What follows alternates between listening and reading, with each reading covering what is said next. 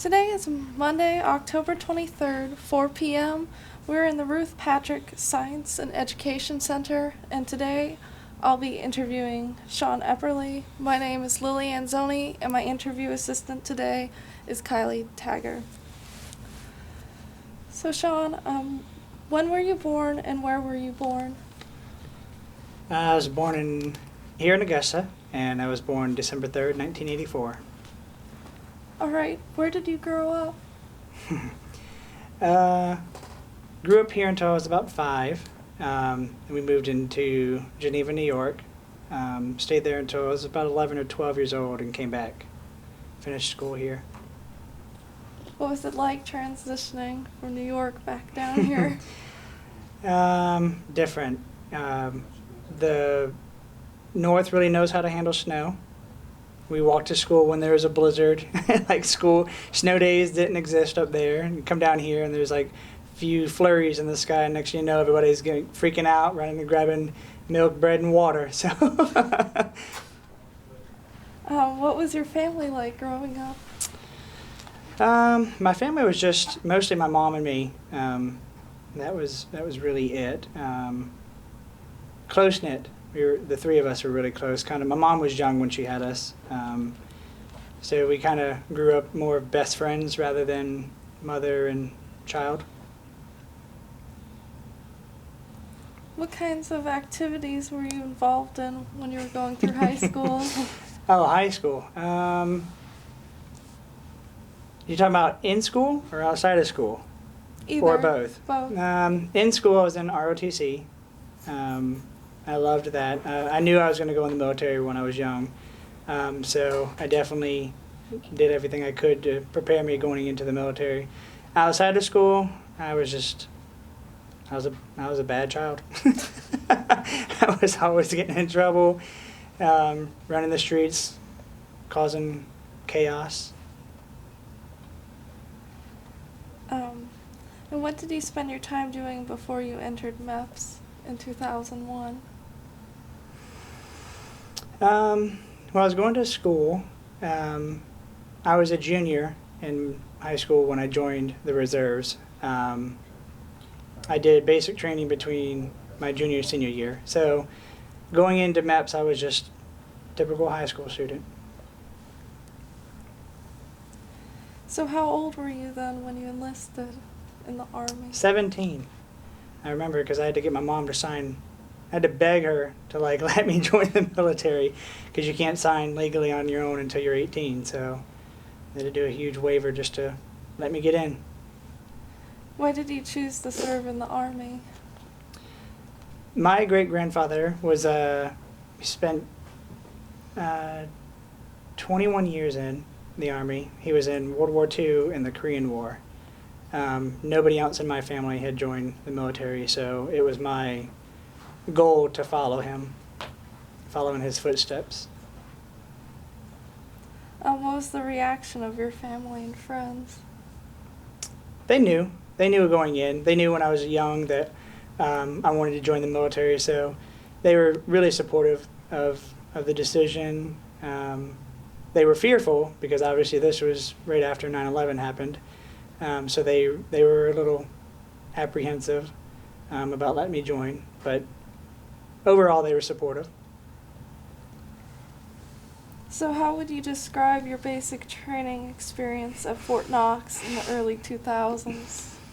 Well, we've all heard the saying, School of Hard Knocks, and that definitely was miserable. I was a very young, very athletic person, but basic training there was miserable. It was hot. There were bugs all over the place. Fort Knox is known as the home of the hills, so they had 3 massive hills that would really destroy a person's character. Heartbreak, misery, and agony. And we either ran, walked, or hiked every single one of those hills. And it was brutal. It was definitely brutal. About halfway through, I tore my meniscus. But I knew that if I had complained about it, that I was going to get recycled and would have to restart the following summer. So I just I toughed it out because I wanted to finish. But it was definitely that's what matured me.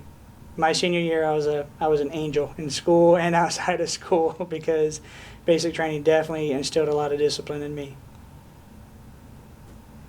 What was your drill sergeant like? Well, we were an unfortunate company because our drill sergeants switched out every 2 weeks, except for one. So each platoon had 3 drill sergeants. One was full-time, stayed with us the entire time, and 2 others switched out about every 2 to 3 weeks. And every time my platoon got new drill sergeants, they were like right out of drill sergeant school. So they had something to prove. And so our lives were pure hell. We could have a great day and still get the shit smoked out of us, excuse my language. Or we could have a bad day and still get smoked like crazy. So it was just, nothing we did was ever pleasing of the drill sergeants. They were very, very tough. What would you say the hardest part of basic training was for you? Definitely doing the 12-mile road march at the end. We did a hike out to the field. We were in the field for 3 days. That's the FTX, field training exercise. And then we had to hike back in 12 miles. And then you do the rites of passage.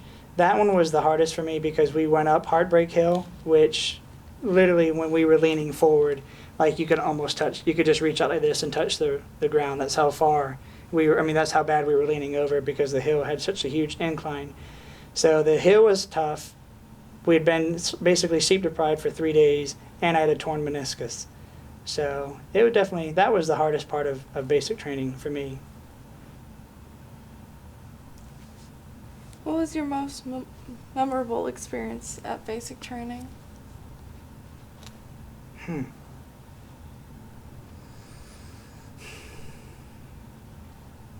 most memorable. I feel like the whole thing was pretty memorable. Definitely it was the rites of passage. We came up and it was nighttime, nightfall, and so as we were coming up, all you see is just this billowing fire everywhere, and then there was like an arch that we kind of just walked through, and there was fire on both sides, and so that basically was like the end of basic training for us. I mean, we still had a week to go to like turn in all of our gear and get ready for graduation, do the rehearsals and all that stuff, but I mean, once you made it through those gates, that was it. I mean, you were done with basic training. So that was a great sense of accomplishment for me. But that definitely was the most memorable part of Fort Knox. Do you think that basic training changed you? And how so? Not at all. Yeah, it changed me drastically. I mean, it definitely instilled a lot of discipline in me. So it did make me maybe not better man, because I wasn't still yet a man, but made me a better person. I had a lot more respect for authority figures, way more discipline. I knew my capabilities, I knew my limitations at that point. Whereas before it was just, teenagers are young and dumb and they'll try everything because they're invincible. So that definitely did teach me a lot about myself. And where did you go from basic training? Back to school. I had to finish my senior year of high school, so I went and spent most of it recovering from knee surgery. So most of my school year and senior year was recovering from the knee surgery. What was your MOS when you were in the Army? 88 Mike, so I was a transporter. The Army likes to get fancy and give you like fancy titles, so they called you a motor transport operator, which is just a fancy word for a truck driver. Yeah. What skill set did you learn from your MOS at Fort Leonard Wood? Well, they're definitely taught you how to drive all the military vehicles that they had there. People tell me nowadays that, I'm a great driver, and it's like, well, you do transportation for 10.5 years in the military. You know how to drive.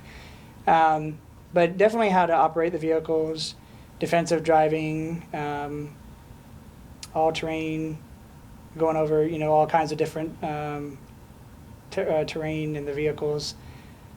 That was basically it as far as MOS.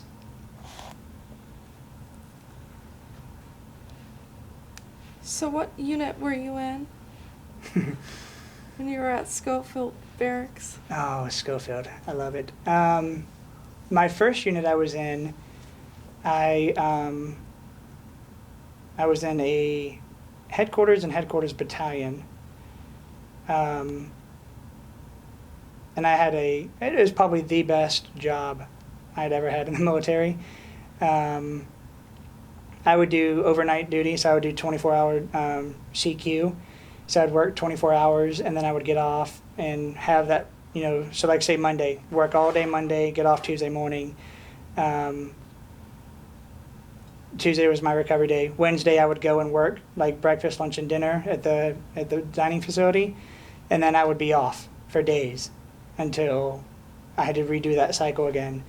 And it was amazing because as a brand new soldier in Hawaii, completely single, doing whatever I wanted to do for those 3 days. I didn't have to report or anything like that. Man, it was the best unit ever. So originally it was a headquarters company, but I did many rotations in different companies throughout my term there. And what kinds of activities overall was your unit involved in? So this one, so do you want me to tell you all of my units that I was in? Because there's or are you just talking about my specific first unit there? Just specifically at Schofield Barracks, your first unit? Right, because I was in multiple different units there. So the first unit was just headquarters. So, they were the ones that ran the battalion. The second unit I did was a support battalion. So that's when I actually deployed for the first time. And we did just logistics stuff for that. And the garrison that's all you did, logistics or landscaping, because the Army definitely used the people who weren't doing stuff to do a lot of landscaping, cutting grass, weed eating, trimming hedges. Yeah, 256 Bravo, that's not even a thing, but that was what I always try to call us. We were the landscapers.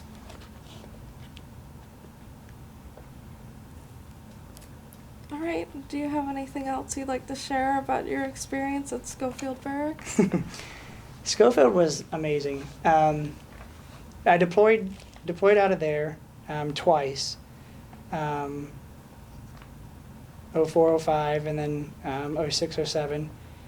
And I loved them. I don't want to jump ahead. I don't know if those are other questions you're going to ask later on about my deployments or not. So didn't want to jump ahead. But Schofield, Schofield Barracks was beautiful. To see the history there, because, that's where Pearl Harbor happened.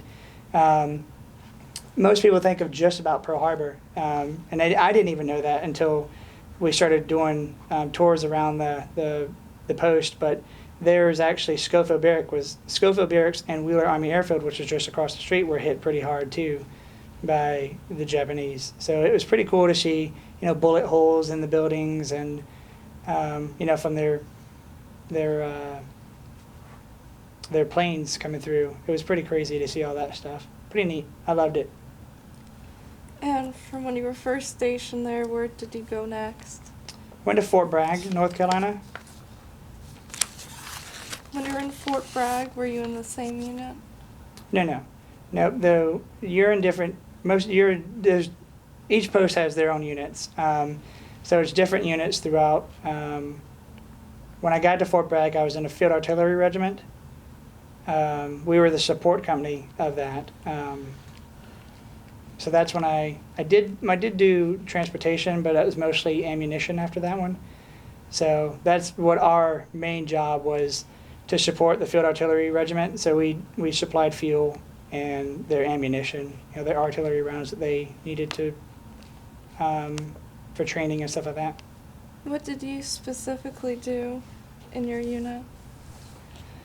So this is actually an easy one because I was in the same unit all three and a half years I was there. I started off doing transportation, transporting ammunition wherever it needed to go, picking it up and from the ammunition holding area or the ammo supply point and taking it out to the field artillery regiment.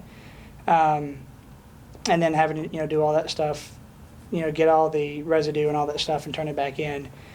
So I went to just being kind of one of the team members to afterwards. I went and started working in the admin room. I was at the training NCOIC. So I did a lot of admin stuff, made sure that our training was up to date, admin paperwork was done. This is when I got the term grammar Nazi, because anything that had to go to the commander or higher for signatures or anything like that, it came through me, and I had a red pen, and most of the time it would have to come through me like 4 or 5 times because I would send it back with just sometimes more writing in red than what they actually had on the paper. So then I transitioned from the training NCOIC back to the ammunition area section, but I actually took over. So I was the section sergeant for that one. So I was directly responsible for ensuring that everything related to the ammunition was up to standard and was flowing properly. Was the culture at Fort Bragg different than Schofield Barracks, and how? It was vastly different. So I had a lot of warning and information beforehand from people who had been to Bragg that Bragg soldiers love to run. And that was very, very true. I mean, every morning, it didn't matter, we were running in some form or fashion. Monday, Wednesday, Friday was like constant run days, and it was just like, as soon as you salute the flag, I mean, you take off running, and you're done. I mean, you don't stop until like PT is over. And then if they get bored during the day, like if there weren't tasks that had to be done, they'd take the soldiers out and go run. So the physical fitness was different than Schofield Barracks. No, it was still difficult at Schofield Barracks. It was just more running at Bragg. Hawaii kind of moves with what they call the aloha spirit. So things kind of move a little bit slower in Hawaii. The atmosphere is more kind of relaxed, cool and calm. And Fort Bragg is just fast. I mean, it's just, the op tempo is extremely fast. I remember when the earthquake happened in Haiti. I mean, it was like our Fort Bragg was just nonstop going on. I was on a detail where we were setting up pallets and setting up pallets for them to go onto the C-130s, so they can actually be dropped over in Haiti. Supplies, water, food, MREs, vehicles. It was just. It's nonstop. Fort Bragg is a rapid response post, so anytime that they're like the Army's called upon, like Fort Bragg is not one of the. I mean, it's one of the first ones. It's not the first, but it's one of the first ones that gets activated. Also being an airborne division, so it definitely was more strict too. Do you have any final words to say about Fort Bragg? No. No, we could never speak about Fort Bragg again. That'd be great. Did you do any overseas tours? Yes, I did 3. Deployed in 2004 to 05 to Iraq. I was in Tikrit, Iraq, which is FOB Spiker at the time, but it's now Cobb Spiker. And then 06 to 07, I was in Q West. So it was just north of Tikrit. And then 2011 and 12, I was in Afghanistan. All right, can we start with your first overseas Yeah. deployment? How did your family feel when you told them you were being deployed? Really scared. Really scared. I mean, this was not long after the big push. Of soldiers going on. So they were really scared, really fearful. my great-grandfather, who was in his, I think, late 80s or early 90s. This was the first time that I had ever seen him cry, when I had come home and told him that I was leaving. Yeah, it was nervous. I mean, it was nerve-wracking for them. What was Iraq like? Just hot. It's a dry heat, miserable. Desert. I mean, obviously, it's Iraq. It was just a different atmosphere. You know, you grow up here in the States, and you have to go to a country like that to experience the life that they have, to understand how much we just take for granted here in the States. I mean, you know, we get upset if we don't have a home cooked meal, or, you know, if we get hungry, we just go to a fast food restaurant or something like that, you know, and they're over there living in mud huts, and, you know, they're having to grow their own food and slaughter their own animals. You know, they're busting their ass to get, you know, to make a living for their family. Then you travel to some parts of Iraq, and, you know, people are living in massive tents, you know, and they don't have running water, they don't have electricity. All they have is this big open desert, and, you know, a whole bunch of sheep all over the place, or camels, or, you know, whatever animals that they had in their family. Were your duties different than the ones you were used to performing when you were at the U.S.?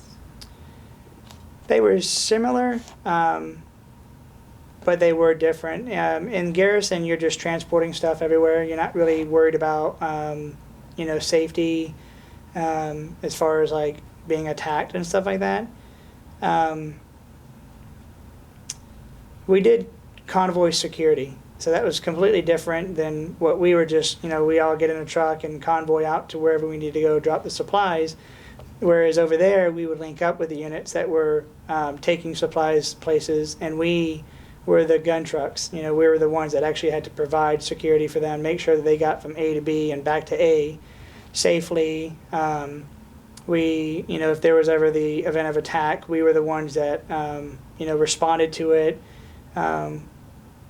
We were responsible for, you know, setting off a good area, cordon for, like if a medevac was needed, you know, so if a helicopter had to come in and get a casualty, you know, we were the ones that were responsible for that security of that site.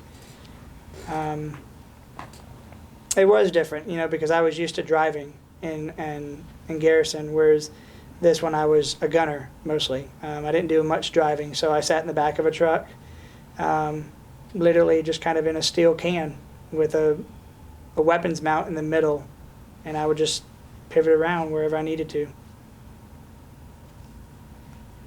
If you feel comfortable discussing it, how were your best days in Iraq? Best days were when we didn't have convoys, when the terrorists decided they weren't going to try to throw in mortar rounds or try to bomb, you know, the front gates or anything like that. So the best days were when nothing happened, when we kind of could just sit in our shoes, relax, maybe go to the MWR, play some video games, call home, really just decompress. Those were really the good days. And how about your worst days there? Oh, the worst days were,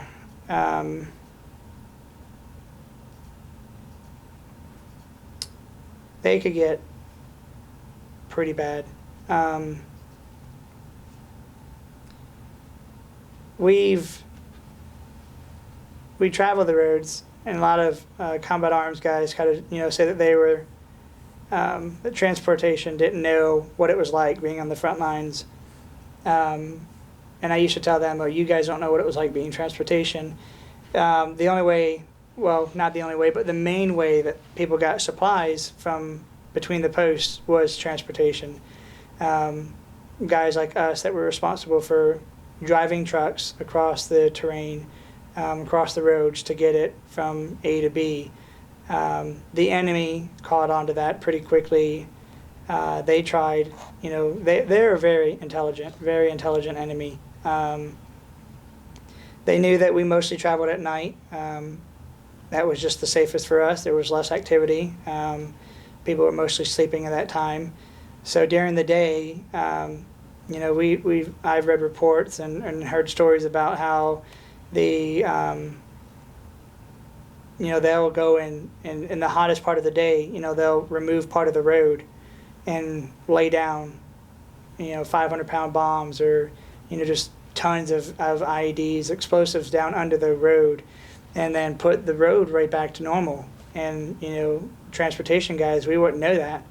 So we'd drive over it, and, and it could blow off. We had command detonated IEDs on the side of the road, vehicle borne, so you guys, people who are driving their cars and try to come at you. I've watched, I remember coming up into Mosul, we were entering, it was right at the end of our convoy, and a convoy that was just leaving, so heading the opposite direction. One of the third country nationals had hit an IED, and the truck caught on fire. And, the guy comes out of the truck and he's screaming, hollering, he's completely engulfed in flames. And it just happened that the guy behind him was his cousin. So he ran for his safety, or ran to try to help his cousin, and save him, and they both caught on fire. So seeing these two bodies kind of crawling, trying to, basically they were just suffocating, they were being burned to death. That was a really hard moment.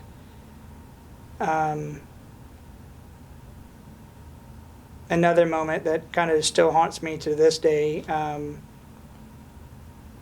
was I was the rear gun truck. So I was the very last vehicle of the convoy, and I was the one who was the gunner.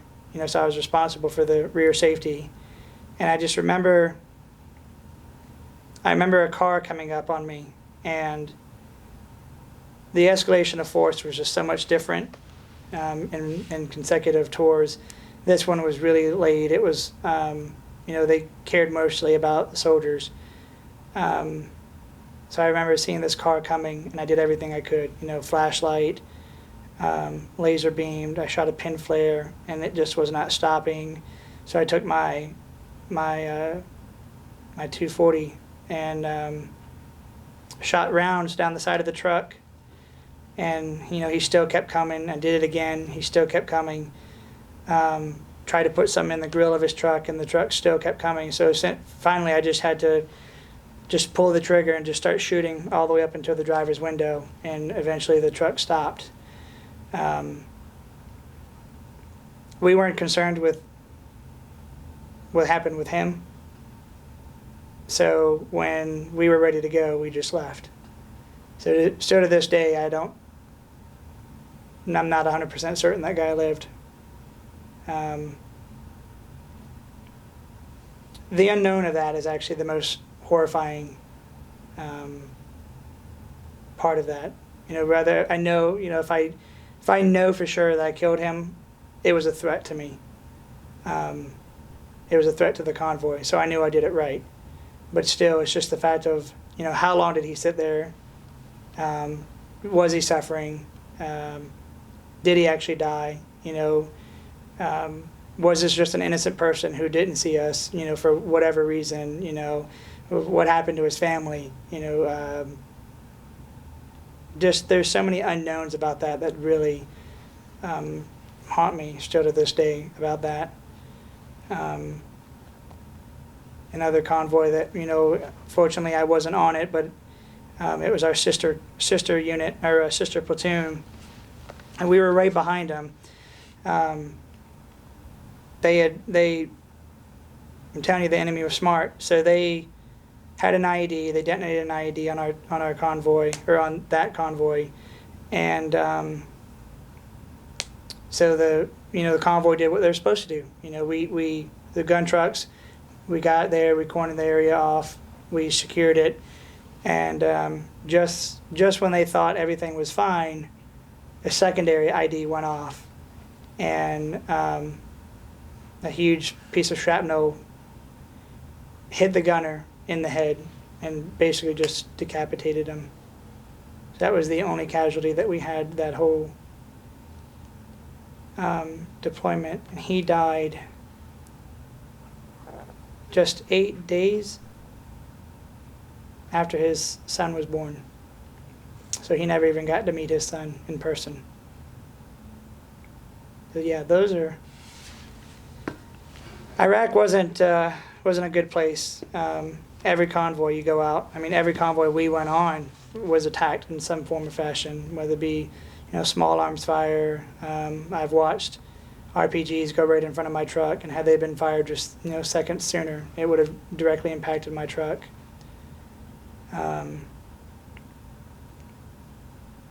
Their tactics were smart. The enemy definitely was a very smart enemy.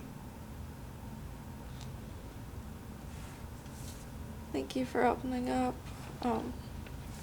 So how did you feel when you were finally leaving Iraq?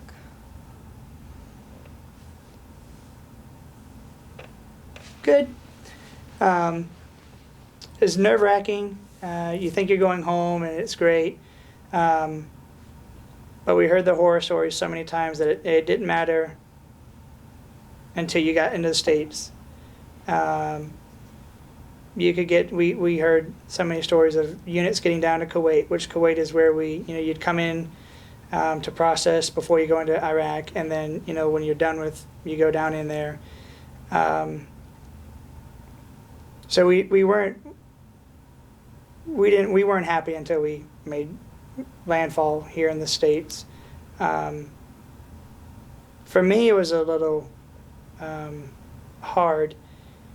We got into Iraq, or into Kuwait, and there's my platoon leader, the NCO that was in the truck with me, myself, and probably about 3 other soldiers got called back into Iraq. So we had to fly back up to where we had just come from, and we were interrogated by an investigator because during one of the days that we were traveling, a vehicle decided that it wanted to be stupid and come off of the road, off the shoulder onto the road, and we saw that as a threat, and the gunner shot the truck, and the truck ran off the hill and caused some injuries to the family that was in there. So here you are thinking that you're taking care of the convoy, and then you have some military leaders who were doing everything that they could to convict you for making sure that the soldiers were safe. They didn't care about. We thought they just didn't care about the soldiers. They cared more about the civilians of Iraq, no matter how threatened we felt during that moment. So that was about a 3 day investigation, and it was just hard. It was hard having a military leader, somebody that you looked up to, sitting there telling you, trying to convict you, really, of just taking care of the rest of the group. So it was a bittersweet, but when I got back into Hawaii, it was beautiful. Several of us, after we got off the plane, knelt down, got on the ground, kissed the ground, because, we were happy to be back in Hawaii. So what was your next overseas deployment? The next one was 2005 to 2006. And I went over with a headquarters company for a battalion. So this job was completely different than what I had been before. I was doing convoy and convoy security on the previous one. This one, I was Personal Security Detachment, NCOIC. So I was responsible for the safety and security of our battalion commander, who was Lieutenant Colonel. Lieutenant Colonel James O. Fly, I remember it, and the Command Sergeant Major, and So I just went where they needed to go. If they wanted to join one of our subordinate units, I was the one who arranged that. I made communication with the units that we were going with to let them know that, battalion commander and sergeant major were going to be going on that convoy with them. And so I had to get the team ready. I had a team of, I think it was 11. So there's 11 of us and 4 gun trucks. So I was the one who had to pull them off of their jobs, because they were a headquarters company. So we still had jobs. Our job wasn't to do convoy. I had some maintenance guys, I had some admin guys, and that's what we were doing. So I was responsible for their training, made sure that they understood what was going on, made sure that they were ready to go on the road. Made sure they had all the equipment and got all the trucks ready to go, and then we would basically just kind of merge in with the subordinate company. It had its perks, being working directly for the lieutenant commander, the battalion commander, and the sergeant major. Definitely had its perks. We didn't have to deal with a lot of the BS that the subordinate units dealt with, but it was more pressure when you actually join those units, because you're seen on a higher echelon, so you're supposed to have more professionalism, higher standards than they are. So, you would go to these convoy briefs and you'd see some of the soldiers kind of like, goofing off and joking around, and it was like, not for us. It was just straight business, and because, we were representative of the battalion commander and sergeant major, so it was a lot more pressure, but definitely worth it, because they see you a little bit differently when you're working with them. And I didn't catch, where were you stationed? Iraq.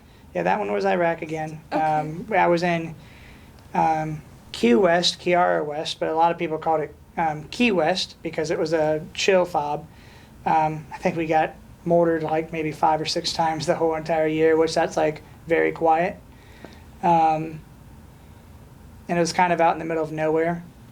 So it was 45 minutes south of Mosul, I believe. So. And what was your last deployment overseas? Where was that? That one I was in Afghanistan, and that was in 2011 and 2012. What were your duties there? I started off, so I was with a transportation company. Again, this was out of Hawaii, 25th Transportation Company. We had just arrived to country, and I remember we were doing rifle qualification, and the first sergeant came up to me and told me that he wanted me to interview for a job at battalion, and told me that I was going to be going the next morning. So I remember going, I was reporting to battalion headquarters, and I met with some senior enlisted and some officers, and found out that I was interviewing to work in the battalion TOC, which is Tactical Operations Command, and that I was going to be responsible for all the pre-planning that happened with convoys. So like when our subordinate units come out or are planning a convoy, there's paperwork that they had to bring up to us to get it approved. There was paperwork that we got from like the supply, wherever they were going to pick up or whatever they were taking. That was paperwork that we handled and gave to them. And then, we were the ones who gave them clearance to go to leave the FOBs. And then we were responsible for overseeing the operations while they were on the road.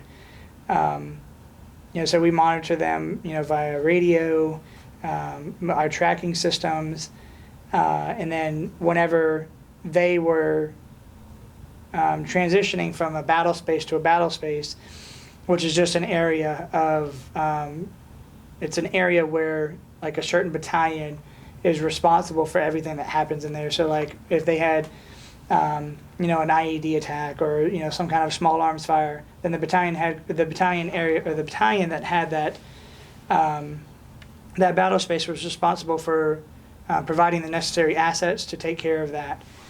So we were responsible for coordinating with the battle spaces that our convoys were in there. You know, if anything happened, you know, we were the ones who helped coordinate the assets that they needed.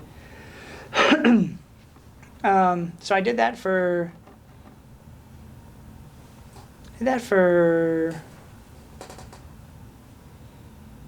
about 4 months.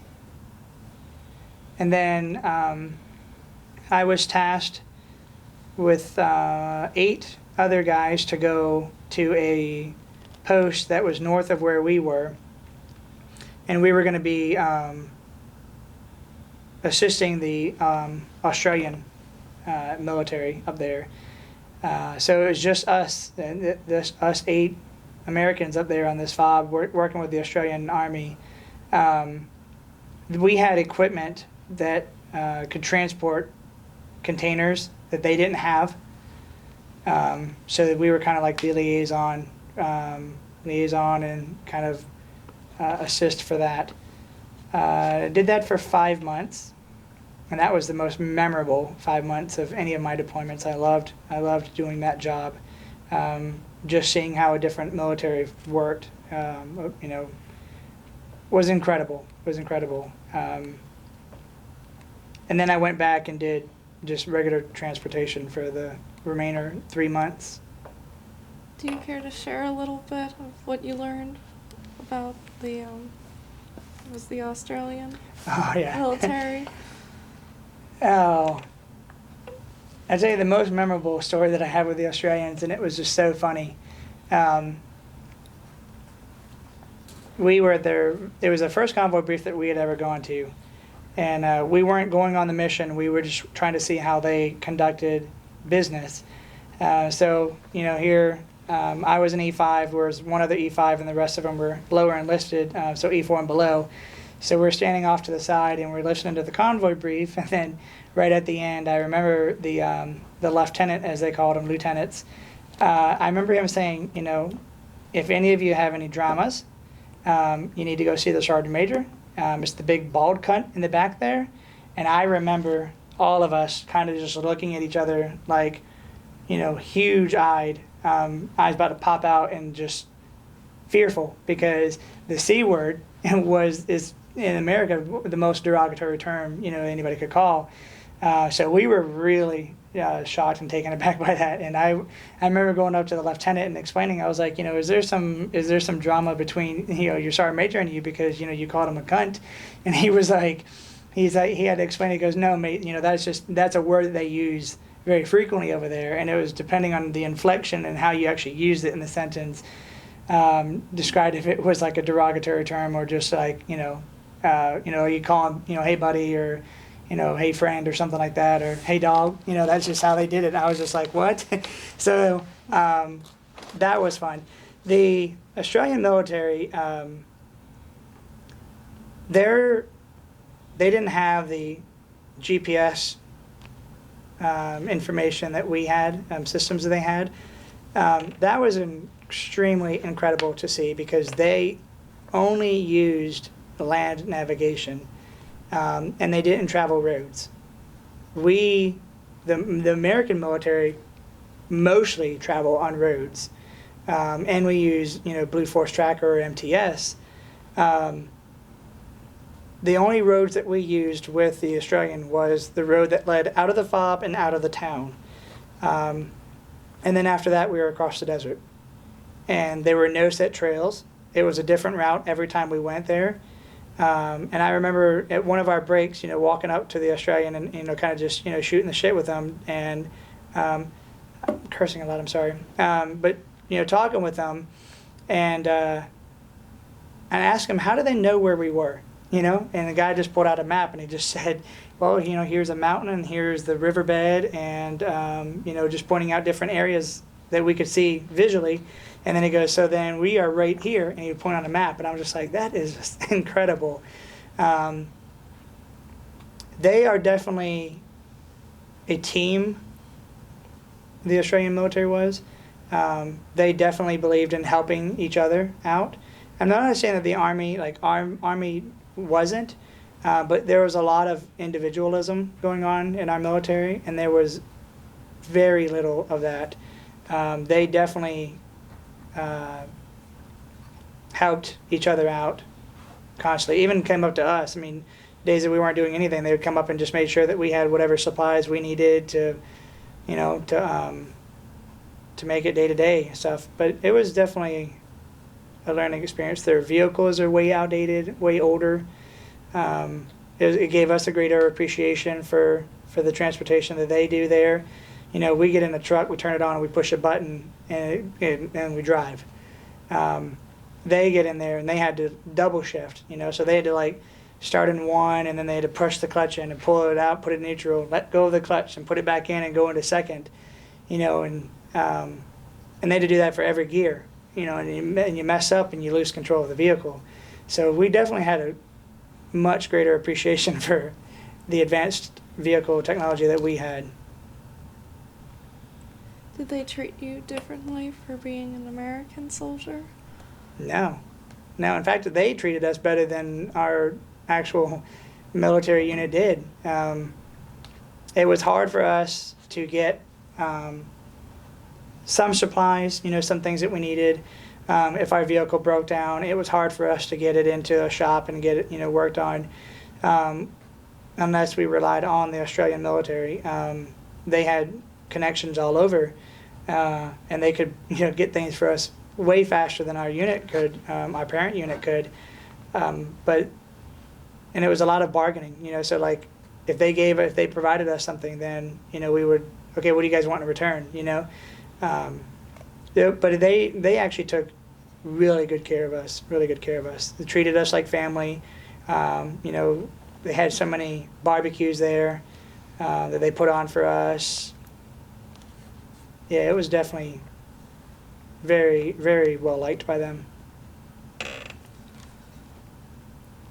So if you feel comfortable discussing it, how were your best and your worst days in Afghanistan? You know, Afghanistan was my least combative deployment. We didn't engage in a lot of combat in that one. The best days were definitely when we would travel with the Australian military. We were going to this one place. It was a brand new fob. They were just building it up.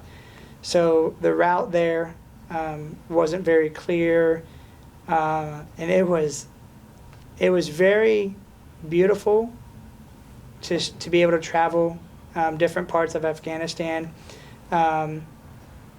Very frightening, because there were sometimes that the Australian military's trucks were way smaller than ours, and there were times that, you know, they were basically turning on a dime, and here we are doing, you know, 32-point turns just to try to make a turn. One part of the route we were going had very sharp turns, and we had a drop off into the river on one side, and we had a mountain wall on the other side. And it was very, very hard for us to maneuver in there, but it was just so beautiful. So the best days were definitely traveling, seeing different parts of Afghanistan, learning how they do operate, how their operations are way different than ours. You know, the Army, we would plan, okay, we got to stop at this post because we have to stay overnight. We're not going to make it past here. The Australian is like, we're going to travel until we have to stop, you know, and then we would find an open area and park our trucks in a tactful way, and then sleep in the middle, and that was it. Worst days in Afghanistan were definitely on the hot summer days when you can smell poo pond.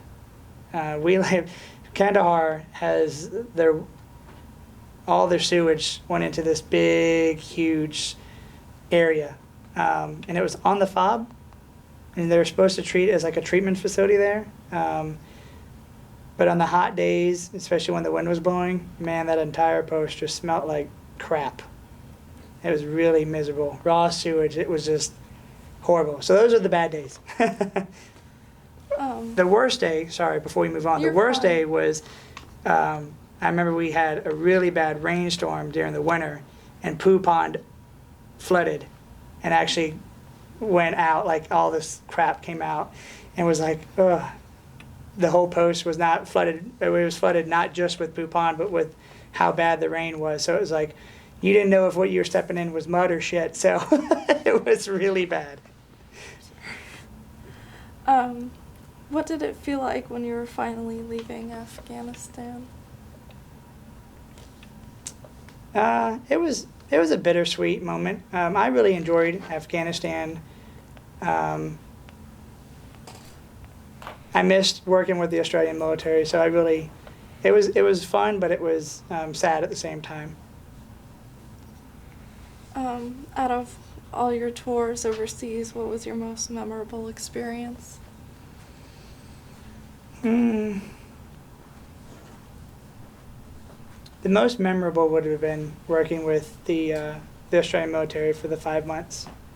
That's one I tell people about all the time, and I just love it.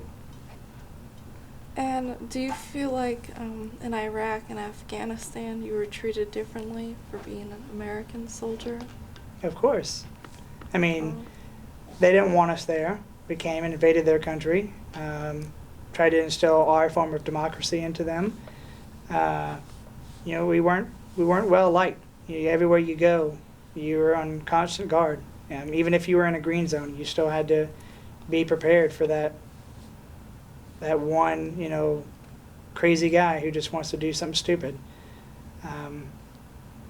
There were some parts that welcomed the military.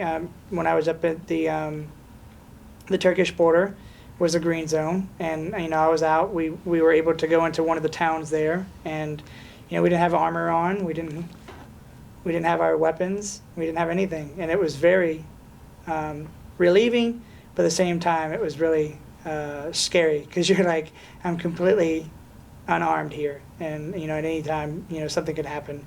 So we weren't completely disliked there, but I would say overall we were. And how do you feel like you're treated as a soldier here in the U.S. in comparison? Initially, I mean, it was rewarding. People really went above and beyond to try to show their appreciation for it. When we had to travel in uniform, you could be at an airport and people would try to buy, would pay for your meals. That was kind of nice, but at the same time, you're like, I'm not broke, I'm not poor, I know I can feed but it was just a way that people, try to show their appreciation. People would come up and, shake your hand. I know on our redeployment, we came commercial. We were in San Francisco airport, and, the videos that you see, people started clapping as we were walking through. That was really rewarding. Now, so much being more of a veteran and not so much in the military, I don't know if the same appreciation is shown to veterans that is shown to service members. I feel like once you get out, people kind of forget about you, and especially, the government, which we won't get into politics, but it's like veterans are constantly serving to say, hey, look, just because we're not serving anymore doesn't mean that we haven't served. But there are, there's some places out there that definitely are fighting for better care, better treatment of veterans and stuff like that.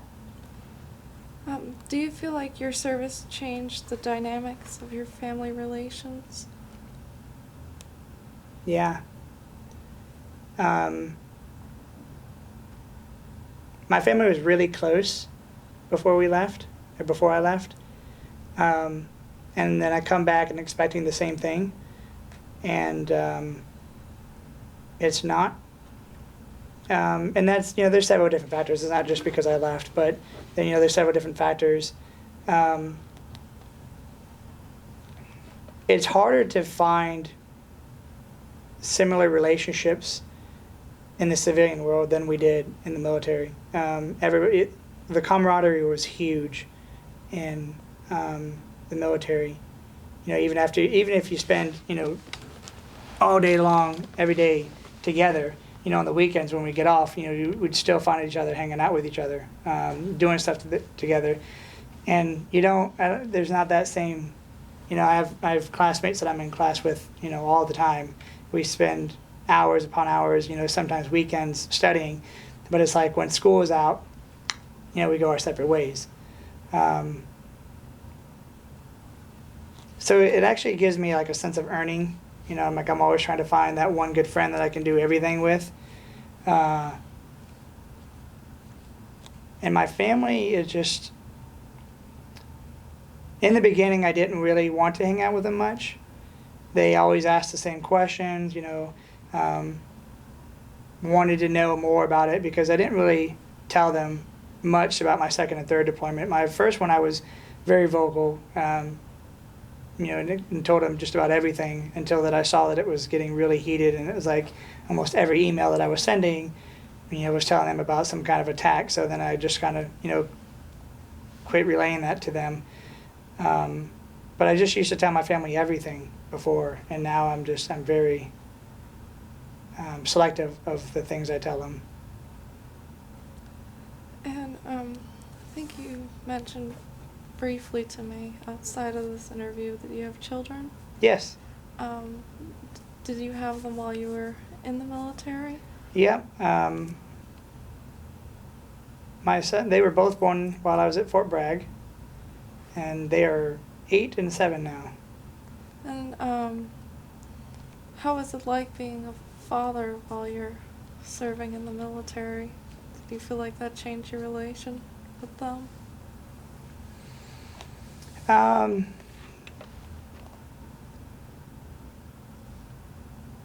wasn't the father that I wanted to be, that I envisioned myself being before I had kids. There were several different factors that played in that. They were born at Fort Bragg, and like I tell you, the op tempo was just crazy. So some nights I would leave my house at 5 in the morning and not come home till 8, 9, 10 o'clock at night, and I have to do it all over again. And so I wouldn't see my kids before I left, and then they'd already be in bed before by the time I got home. And it even on the weekends, because I was an NCO, if one of my soldiers did something stupid, then my weekend got destroyed because then I had to go and babysit or take care of that stuff. So it definitely pulled me away from my children a good bit, and then the deployment really hurt because I was away from them. So and they didn't understand that much. But then I became one of the really high military statistics of divorce in the military, which is very, very common, unfortunately. So that also factored into me not being able to be the best father that I wanted to then. Getting out was probably the best thing for me. I have way more freedom than I did before, and now I actually have my kids full time. So it's kind of making up for the time that I did lose with them when they were younger. And speaking of leaving the military, when did you leave?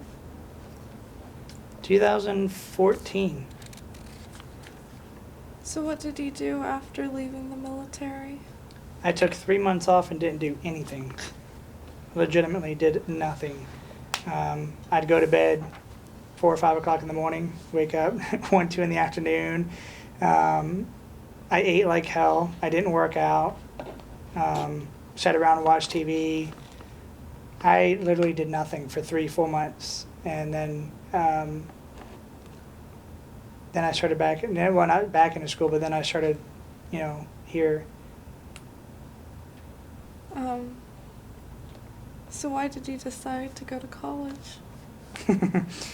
I wasn't going to do transportation for the rest of my life.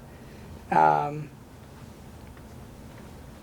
didn't want to go from one career that took me away from my family all the time to another career that would, again, take me away from my family. So it was a very random encounter on a flight one time. Made a good friendship out of it, and they turned me on to nursing, and started doing the research and realized that that's a job that's not going to go anywhere. I mean, people are always living, people are always going to get sick. So I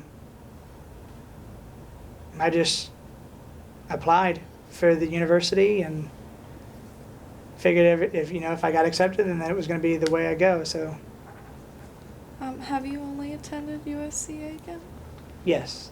And I did some courses while I was in the military, but those are just here and there. But yeah, my college career has been here. And when did you enroll here at USC Aiken? In 2014, I started fall of 2014. Was it easy or hard for you to transition to college? Hard. It was really hard. In the military, you learn things to apply them, and then you forget them. So having to train myself to, like, when I hear this information, I got to retain this because this is going to be useful again later on. That one was hard. Being an older guy, I think I was in 29, 30, 29, I think, when I started. As I'm in class with a whole bunch of guys that are right out of high school, and, they're smart as hell because they know all this stuff, and here I am trying to learn how cells work again, and it's like a foreign language to me. It was a very hard transition, just trying to get acclimated back into civilian life as well. Do you think USC Aiken's a good place to be a student veteran? Oh yeah, there's great veteran appreciation here, especially with the Veteran Military and Student Success Center. They were very, very helpful with transitioning service members into the civilian life. They hooked me up to a Saratoga Warhorse, which is a program that happens up in Saratoga, New York. And they had come down to do the training that they do in Saratoga, and they brought it down here. And it was then that I kind of had like that aha moment and realized that there was a lot of issues with me at that time that I needed to work on. But the Vet Center is just, they really do make it so much easier for veterans to go to school because they do everything. All you got to do is give them like 3 sheets of paper every week or every semester, and then they take care of everything else for you. So it really does cut out the hassle of having to deal with, the VA to get your pay, get your tuition paid, and get your monthly payments and all that stuff. And the climate around here is pretty good for the veterans too. Do you feel like your peers and your professors treat you differently for being a veteran? In the prereqs, they did. Not all of them, but a good part of them. They just saw us as adults. And I know that sounds bad, but they saw us as adults, not, kids who were just coming out of high school and immature and didn't understand. And I'm not saying that everybody is immature when they come out of high school. Overall, they did talk to the veteran population, and just in a different way, in a different manner, not more respectful or less respectful, just differently than the traditional college student. And overall, how was your transition back into civilian life? Was it easy for you, or was it hard for you? It's still happening. So it's not something that's like a overnight thing. It definitely does take years to get used to having the freedom that we didn't have in the military. It's crazy because, you know, you're in the military, you're fighting for the freedoms that Americans have, but a lot of those freedoms are taken away when you're in the military. So the transition is still happening. I'm still not used to the freedom, you know, that we have. You know, we were forced to go to work every day, and here, like, if I don't want to go to work, I just call in, and like that was unheard of in the military. Like, it's like, no, you basically need to be admitted into the hospital to not be at work. Dealing with relationships is different. So it's still a transition. Is it easy? Is it hard? It depends on the person. Some people take it a lot harder than others, and some people are just kind of nonchalant about it, just kind of go with it, and kind of in the middle. There's times that I struggle, and then there's times that I'm doing fine. What is your family like now? Very supportive. They all know that I'm doing my best to graduate so that I can provide a great life for my children. So they're extremely supportive of everything. I mean, they help out with my children, you know, when they need to be taken care of, so I can come to the school and study on a Saturday or on a Sunday or midnight. Yeah, they're extremely helpful. I'm very lucky to have them. We know you're busy as a student here, but what do you like to do when you have free time? I don't have free time. I don't have any free time at all. To being a full-time parent, I'm constantly worried about their education too. You know, so when they get home, working on their homework with them, and then got to figure out what's going to happen for dinner, and then go right into the bedtime routine of bathing them, brushing their teeth, putting them into bed, and then kicks in my study time. And then I'm also on the state board for the Student Nurses Association, and so that takes a lot of time too. So there's very little free time. Well, if you had more free time, is there anything you'd like to do? Yeah, watch football without feeling guilty. Go back to Hawaii and live there, be able to go to the beach, learn surfing, scuba diving, snorkeling. And where do you see yourself 10 years in the future? At 42. Let's see. Well, I would like to be done with my master's by then. Still haven't decided if I'm going to do that, but hopefully by that time, if I've made the decision to do that, I'll be done with my master's in nursing. And see, my kid will be 18, so I better not have any grandkids on the way. But yeah, so I'll be actually looking at high school graduation for my son and my daughter. And is there anything else you'd like to say during this interview before we wrap things up? No. I just appreciate you guys doing this. It's really great to have, the current generation veterans have their stories be told. Well, we appreciate the time you've taken here with us today, Shawn, and thank you for your service. Thank you.